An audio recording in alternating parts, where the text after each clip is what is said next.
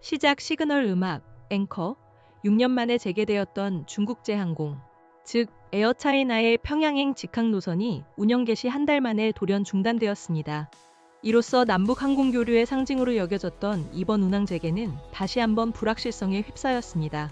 지난 3일 연합뉴스 취재에 따르면 에어차이나는 중국 베이징 서우두 국제공항과 북한 평양 순안 국제공항을 잇는 양방향 정기편의 4월 운항을 전면 중단했습니다.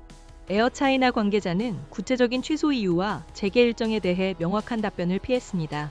다만 오는 6일 예정되었던 양방향 노선은 취소되었으며 13일, 20일, 27일의 운항 일정 역시 확인되지 않는다고 밝혔습니다.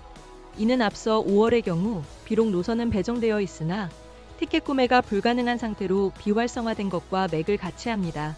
4월 운항편 역시 구매 비활성화 상태에서 최종적으로 중단 결정이 내려진 것으로 알려져 언제 관련 노선이 정상화될지는 미지수입니다. 이번 갑작스러운 중단에 대해 일각에서는 국제 유가 급등으로 인한 항공유 가격 상승이 주요 원인으로 지목되고 있습니다. 수요가 많지 않은 베이징 평양 노선을 계획대로 정기 운영하는 것이 경제적으로 부담이 된다는 분석이 나오고 있는 것입니다. 한 소식통은 전쟁으로 유가가 급등한 상황에서 승객이 부족한 노선을 정기 운항하는 것은 쉽지 않았을 것이라며 상징적 의미로 재개되었던 노선이기 때문에 일시 중단한 것으로 보인다고 전했습니다. 실제로 지난 2일 미국 동부 시간 기준 뉴욕 상업거래소에서 5월 인도분 서부 텍사스산 원유, 즉 WTI는 배럴당 111.54달러, 우리 돈으로 약 16만 8천 원의 거래를 마쳤습니다. 이는 2022년 6월 이후 3년 10개월 만의 최고치입니다. 이처럼 항공유 가격은 치솟고 있지만 베이징과 평양을 항공편으로 오가는 승객 수는 여전히 제한적인 상황입니다. 지난달 12일 6년 만에 재개된 베이징 평양 간 열차 운행에 더해 북한 고려항공 또한 양노선을 오가는 정기편을 운항하고 있기 때문입니다.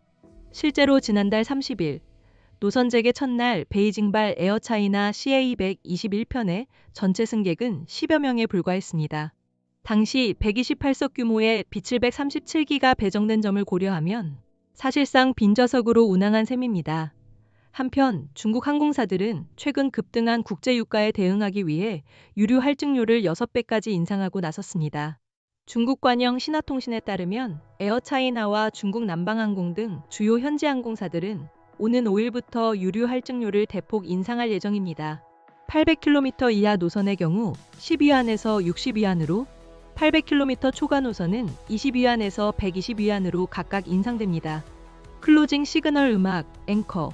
이번 에어차이나의 평양행 직항 노선 중단 소식은 항공업계의 어려움과 함께 국제정세가 남북 간 교류에 미치는 영향력을 다시 한번 보여주고 있습니다. 앞으로 이 노선이 언제쯤 정상화될 수 있을지 관련 소식 계속해서 주목하겠습니다. 이상으로 뉴스 브리핑을 마치겠습니다.